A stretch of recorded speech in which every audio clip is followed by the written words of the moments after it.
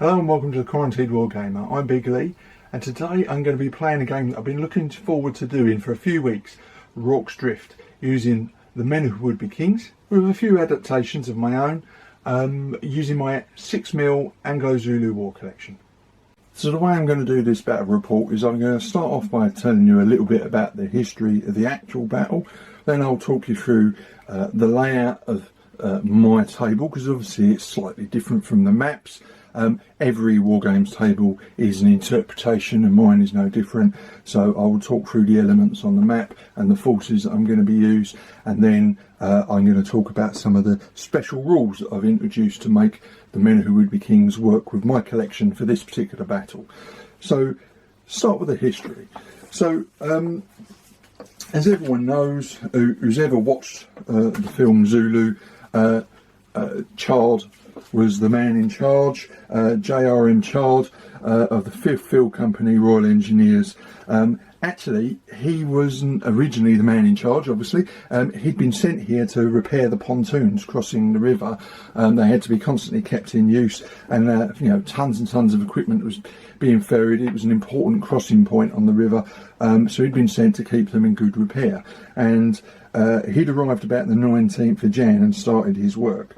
But on the morning of the 22nd of January, he'd been ordered to Chelmsford's camp at Ishwandwana. So he'd set off fairly early. I think it was about 6 o'clock in the morning, and had arrived there, and his orders had changed. Basically, they kept his men there, much to Chard's regret years later, because they all perished in the subsequent battle. But he was sent back to Rorke's Drift to improve defences at the site. So when he went back, he was a bit concerned by the reports that he'd received, and he spoke to Major Spalding, the actual CEO of the camp, about the fact that reinforcements from Helpmaker hadn't arrived yet. So Spalding basically said, look, I'm going to go there and I'm going to jolly them along. I'm going to get these reinforcements to us quick. And he quickly looked it up and he said, you're the senior lieutenant, you're in charge, but of course nothing will happen, which is famous last words, I suppose. Then on about the afternoon of the 22nd of January, shots could be heard coming from Ishwandwana. It was only about 15 kilometres away, and it was certainly close enough that on the wind they could hear the sounds of battle, the occasional gunshot and so on. Surgeon Reynolds, the Reverend Witt, and one other man went up and climbed up the hill here to have a look, because you could see Ishwandwana in the distance, and they could see bodies of black troops moving in formation towards them. But they assumed that they were Natal Native contingent under the control of British officers, because they could see them being led by somebody on horseback. But as they watched, they realised that the officer in charge was actually black, which was not going to be right, and they realised that actually these were Zulus heading in their direction. By the time they got back down and told Chard, he had about an hour to prepare the site.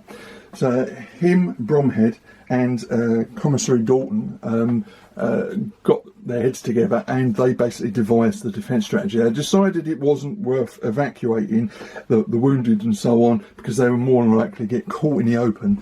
At least at the mission station they would have a fighting chance, they could create a defence. So they linked all the buildings with barricades, bisected it with the biscuit boxes. They didn't have time to clear lines of sight and all the rest, so a lot of scrub was still around, which probably would have been removed had they had more time to prepare.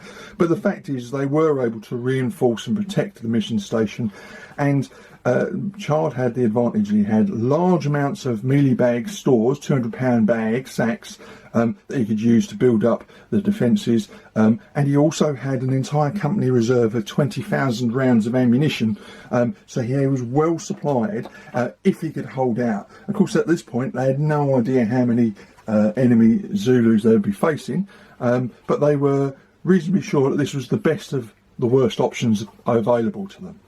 Now, the Zulus had actually been forbidden to cross the river into Natal by King Cetshwayo. He famously is supposed to have said, if you put your faces into the lair of a wild beast, you are sure to get clawed. but the Zulus that took part in this battle were actually the reserve at Ishiranduana. In other words, they didn't take part in that particular fight, and they wanted their own bit of glory. So they basically broke orders and went and crossed the river. Prince Dubula-Mazanzi was in charge, and he should have known better, and frankly his reputation was a bit trashed after that, and he took no real further part in the war after this particular encounter. About 4,000 Zulus took part versus a garrison of a little over 150 men. Now, Chad started the day with well over 300, and then some Natal native contingent, sorry, not Natal native contingent, native horse arrived. Some men who had escaped from Ishiranduana, and they had arrived, and initially they were sent out to screen the site, but the men were already exhausted, demoralised after what they'd witnessed at Ishiranduana, and they basically wouldn't follow orders and left. That unfortunately triggered a even more risky defection in the form of the Natal native contingent. Estimates vary from anything from 150 to 300 NNC under the command of white officers. They immediately basically dropped everything and ran for it. Even worse, the white officers went with them, which suddenly, literally minutes before the arrival of the Zulus, left Chad with half the number of men he expected to be guarding the perimeter. So he immediately ordered throwing up this biscuit box barrier halfway across the site, so that if one half fell, he could retreat his small command back into the other half and concentrate their fire. And that proved to be a very wise decision and crucial to the survival of this garrison in this very much improvised bastion against the Zulu assault. First to arrive from the Zulus was Indulu Yangwe regiment, unmarried soldiers with black shields. They were slightly ahead of the rest, and they immediately launched an attack against what we now know as the hospital. So that was about 4:30 on the afternoon of the 22nd. By about 4:45, 5 o'clock, the fighting had lapped around and started to attack at the front. About the same time, the main body of Zulus arrived slightly in from the side, and that was the Ulfalana and the Unduloko regiments. Between 5:45-ish, the Zulu assault started to overrun the barricade in front of the hospital, and the Zulus, by 6 o'clock, were along the whole front of the site. By about 6:15, the assault on the barricade in front of the storeroom began, and at 6:30, the British decided to retreat behind the biscuit boxes. Now, of course, that left the hospital isolated, and there were still people inside fighting, and by this point the roof had begun to be on fire. Fortunately, it was wet after days of rain, so it took several hours for the fire to really catch. Eventually, the men inside, most of them anyway, were able to get the patients that couldn't move. They was able to get them out through an exit, a high window here, and get across the yard. One man was killed, but most of them actually made it into the barricades and with the rest of the troops. So that was about 7:30 that the patients were evacuated. Between about 8 and 9, the third assault by the Zulus occurred. Having been attacking the front, they'd managed to work their way around and attacked the kraal at the other end. Part of the reason for this was at this end, the hospital was now so on fire that it was illuminating all around. And the Zulus were able to take advantage of the darkness at this end of the site to attack the kraal. But that was the last serious assault. They also launched an assault on the front of the storehouse area. But then after about 10 o'clock, the assault sort of petered out, and it was sporadic fire in between that, with the last shots being fired about 4 a.m. Bear in mind that these Zulus had been on the move all day. They had been the reserve at Ishiranduana early in the day. They had then marched 15 kilometres and then been fighting all afternoon. So they must have been utterly exhausted by this point. During the night, say after about 4 o'clock, the firing stopped, and when it became first light shortly after that, the scene of devastation surrounding the site was incredible. Child's men had now less than 900 rounds left out of the original 20,000 they had. They were in no position really to continue defending, but somehow they had survived. Then, at about 7 AM, another body of Zulus appeared from behind Cheyenne Hill, but they didn't attack. They just stood, watched out of rifle range, and eventually dispersed. In all likelihood, they were sort of a reserve, a rear guard unit there to protect as the rest of the men escaped. Some Zulus escaped across the drift and made their way back, and in fact came to within 200 yards of Chelmsford's soldiers who had spent the previous night sleeping on the battlefield at Ishwandwana, and were now returning back towards what they expected to find a scene of devastation at Rorke's Drift. They were completely demoralised and having had virtually no sleep, sleeping on the battlefield, and meanwhile the Zulus returning from Rorke's Drift were so exhausted and probably harbouring many wounded that they literally walked within a few hundred yards of each other, and didn't engage each other. They could see each other, but they were just too exhausted to be bothered to fight. At the end of the day, although many men were injured, only 17 of the garrison had actually been killed. So that was quite an amazing an achievement for the British forces inside Rorke's Drift. Meanwhile, the Zulus had probably taken somewhere in excess of 600 dead, and estimates suggest that over 1,000 casualties in total if you include the wounded. So that's about 1 in 4, 25% of the Zulus that took part were counted as casualties at the end of the day, which is an incredible casualty rate, and goes some way as a testament towards the bravery of those Zulus who fought long. They must have been utterly exhausted. They were increasingly hurt by casualties, and they continued to fight after night, which was not their normal custom, because they thought that victory was in their grasp. So it's not entirely surprising that they didn't press their attack the next day. They were utterly spent by that point. So now I'm going to go and look through some of the elements on the battlefield, give you some descriptions of the various different pieces so you know what the layout is, and then we'll talk about the rule changes that I'm introducing. So here we have my representation of Rorke's Drift. Now it's based on various maps that I've managed to find in some excellent books and of course online. But any war games table is going to be an interpretation, so it's not going to be entirely accurate, but I've tried to include all of the main features that occur regularly on all the maps. So centre stage, obviously, Rorke's Drift itself, the Reverend DeWitt's bungalow, which was turned into a hospital with a warren of little rooms and no interconnecting corridors. That was actually vital to the holding of the site. The storehouse, which was turned into like the main reserve store, most of the mealie bags were in there, and there were some large piles outside, and they all got taken out so they could be used for the barricades.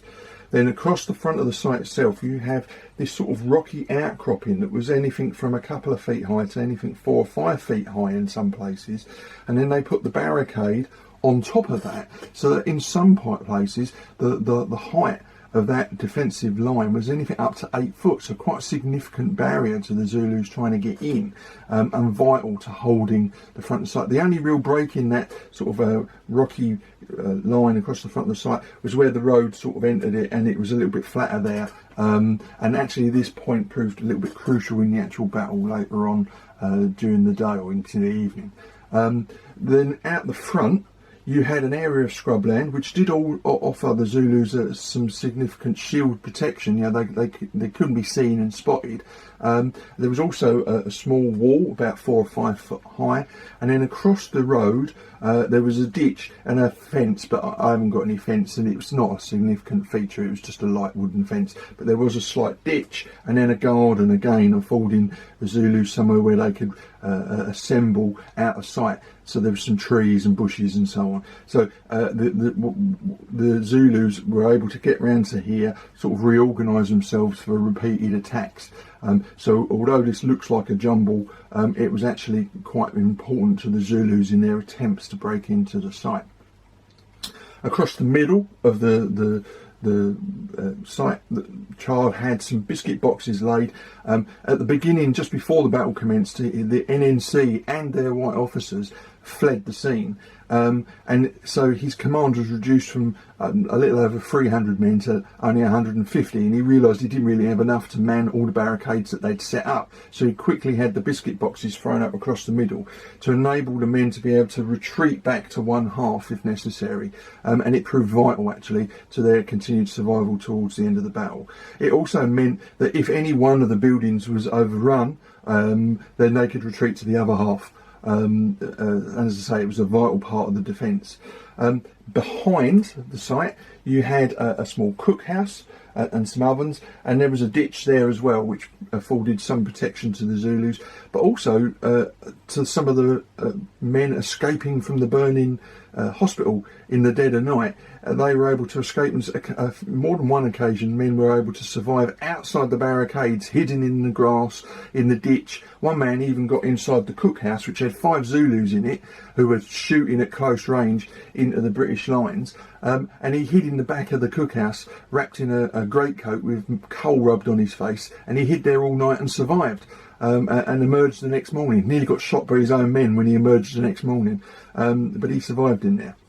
Then behind the site you have Cheyenne Hill. Now that proved important because it was where the Zulus were able to observe most of the battle, and some of the leaders were up there directing the events, but also across the bottom half of the hill there was a rocky outcropping with lots of little caves and jumbled rocks, and several hundred Zulus took up positions there to fire upon the site. Now fortunately they had a mix of rifles. It's a bit of a myth that they had Martini Henrys looted from Ishwandwana. These were the reserve troops. The Zulus at this battle were the reserve troops, never took part in that battle, so they didn't have Martini Henrys from that battle. What they had was a mix of fairly antiquated weapons, some even as old as Brown Bessies from the Napoleonic Wars. There'd been quite a brisk trade in firearms with the Zulus of antiquated weapons, and the British Empire was no stranger to taking its old and antiquated weapons and getting the last bit of profit out of them by selling them to natives, and then finding that they were on the receiving end of those weapons later on. Now they weren't very accurate. They normally had a reasonable accuracy of about 50 yards. They were firing over 200, 300 yards in the back of the site. So most of the men that were hurt or even killed by fire from Cheyenne Hill were killed more by luck than judgment, or accurate fire of any kind. So what I've done is I've built the hill up with several of my hills. There's a one unit of firearm men on there, and then you have the roads that come into the farm and then off around further down through Natal. And what we have is a situation where we have the Indaliangwe, the young men, the unmarried men, have arrived first, and they immediately decide to attack the what we know as the hospital. Later on, they managed to lap around and come around towards the front of the hospital, by which point the Unduloko and the Uthroana regiments had turned up, and they came in and joined round the front. What I'm going to do is, although these are on the table, they will be arriving later in the game. I'm going to work out in a minute roughly what time they're going to come in, so that we can try to a certain extent to replicate the strategy that was used, but I'll leave the outcome to the dice. The only other thing that needs to be noted is there was a stone kraal out here. It doesn't often feature on some of the maps, but it did exist. So that would afford some protection to Zulus who might want to try and lap around, because the last part of the battle really was an attack against the stone kraal. So that the Zulus would have worked their way round, and then during the night use the cover of darkness to get round and attack the stone kraal. And that was really the last sort of serious attempt to try and take the site.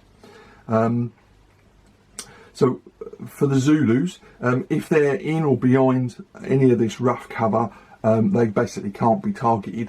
And I'm going to introduce some special rules just for this game to adapt the men who would be kings for this particular setting, and we'll talk about that next.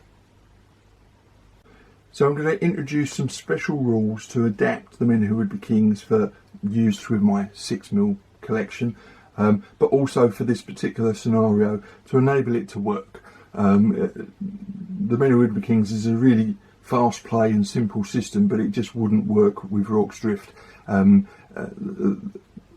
have this many figures on the table. So I've made some alterations. So the first being, although this represents a company of British infantry plus about 20 or 30 other people, what I've done is I've roughly broken it down so that I can give an approximate points value for them, so I can then work out what the Zulus should be. And what I've done is I'm basically doubling the number of points for the Zulus, but we'll come to that in a second. So in order to get the ratios right for points purposes, what I've done is for every each figure represents 2 men in real life, but in the rules you have 12-man units, so 3 bases make a 12-man unit. So I'm basically treating a section of the company as a 12-man unit and giving it and calling that 6 points worth of troops. So there are in effect 4 sections part of B Company, but then I've made up an ad hoc section, which are the troops inside the hospital, which consists of some men from the 1st Battalion and a few more men from the 2nd to make up a 5th ad hoc section. So you've got 5 sections of 12 men. I've numbered them so that I can take the casualties off properly. And then the other special rule I've introduced, rather than giving each section its own leader, I've come up with 3 special leaders, and I've also given each section its own NCO. Now what I've done, I've created 3 characters. So we have over here, we have Bromhead. Now Lieutenant Bromhead, obviously second in command.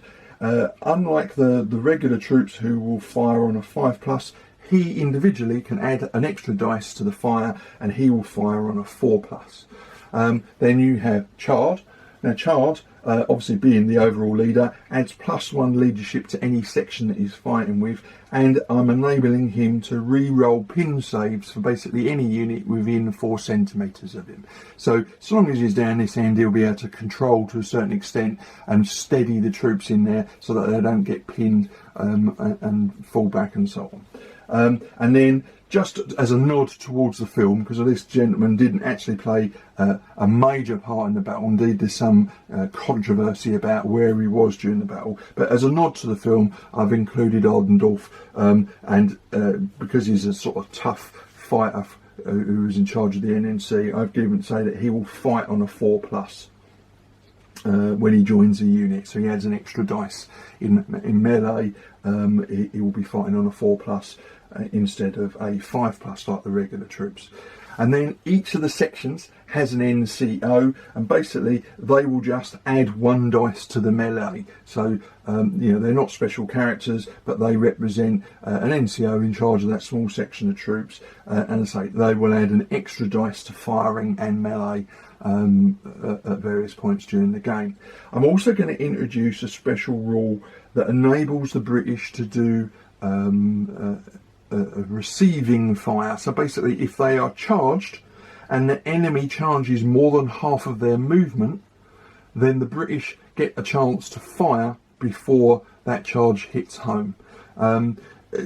Without it, in playtesting, the Zulus swept across the barricades far too easily.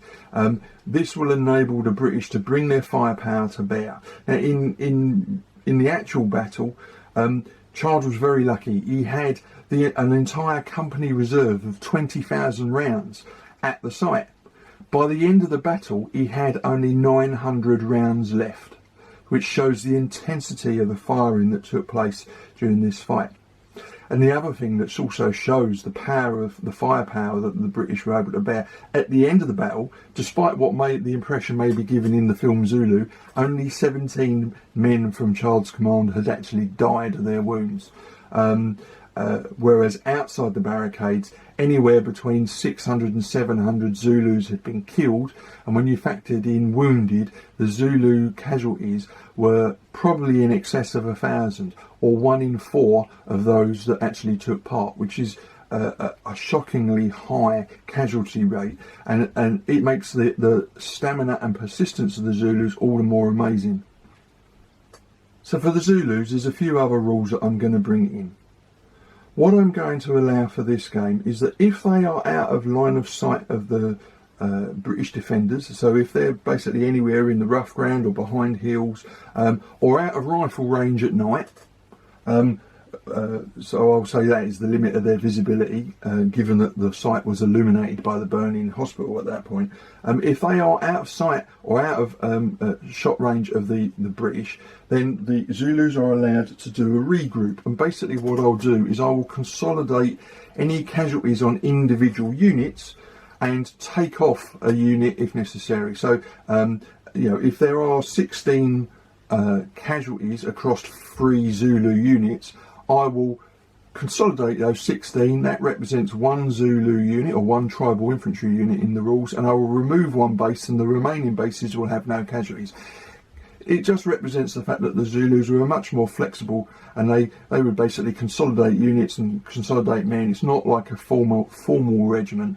So long as they've got somewhere where they can sort of regroup and get themselves reorganised, I will enable them to consolidate casualties. If there's any casualties left off after you've taken off a base's worth, then they get spread evenly across the remaining units. So if Zulus are regrouping down here, it just gives them a chance, because a unit that's taken, say, half casualties is just not going to survive trying to assault, and I want to be able to replicate the fact that the Zulus managed to launch repeated assaults, and obviously those troops repeatedly assaulting that line weren't fresh.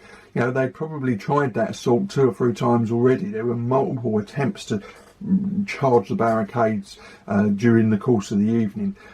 So this just enables the Zulus to sort of regroup and relaunch a new assault. And then combined with the fact that I'm going to let the British respond with some receiving fire, hopefully we should see fairly high casualty rates, but also a lot of toing and froing.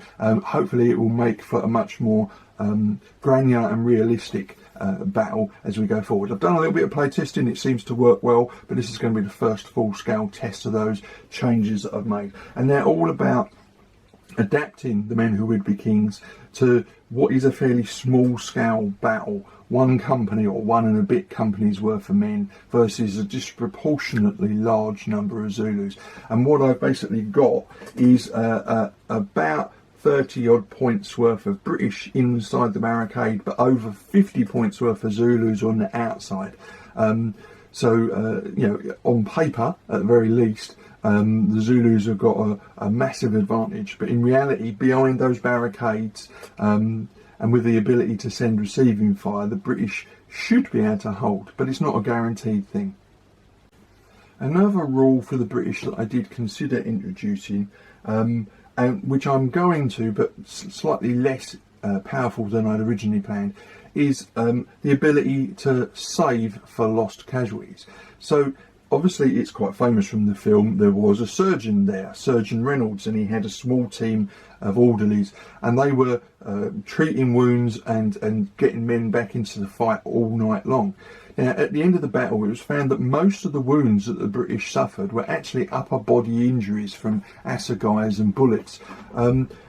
So you would find a lot of men with injuries to their shoulders and their head, and it made it hard for them to fire. So although they were returned back to the fight, many of them were ended up spending the rest of the battle basically supplying their colleagues with ammunition or water or whatever, and not necessarily able to fire, because, you know, if you've got a broken, shattered collarbone, for instance, you're not going to be able to fire a rifle. So what I'm going to do is I'm going to allow, every time the British take casualties, I'm going to roll to see if those casualties are permanent kills or whether they get returned later as wounded back into the fight. And basically what I'm going to do is on a roll of a 6 on a d6, then that troop isn't killed, but he does get returned to the fight. I was originally going to do it as something like 4+, but as I say, many of the wounded weren't able to fight, but were able to perform other roles. So I'm going to downscale that slightly, because I do think that would give the British far too much of an advantage in this game. So on the roll of a 6, that troop will get returned back to the fight on the next turn. So I will either adjust the dice indicating how many casualties a particular section has had, or I might, if there's enough of them, I might even reintroduce a base. I was also considering giving slightly different stats to soldiers wounded compared to those regular troops, but it just got too complicated. So in the end, I'm just keeping everyone the same. They're all going to be treated as British regulars, and will fight and fire on the same score. But as I say, on a roll of a 6, casualties will be returned to the fight 1 turn later. Well, I hope you found that little bit of background to how I've set up the game and the rules and the changes that I'm bringing in. Hope you found that interesting. Now, I've talked so long that I've decided what I'm going to do is I'm going to split the subsequent battle report into 2. So this is part 1, and then part 2 will commence the game and we'll get started, and hopefully by part 3 we'll have completed the game, because I can see this going on a lot longer than I actually planned, and I wanted to try and keep these videos to about 30 minutes in length, because I think they're a bit more manageable that way. There's also a hell of a lot of editing goes into these videos, so it also spreads my workload out a little bit. Anyway, I hope you found that interesting. So next week we're going to start rolling some dice in anger and let chance decide the fate of the British.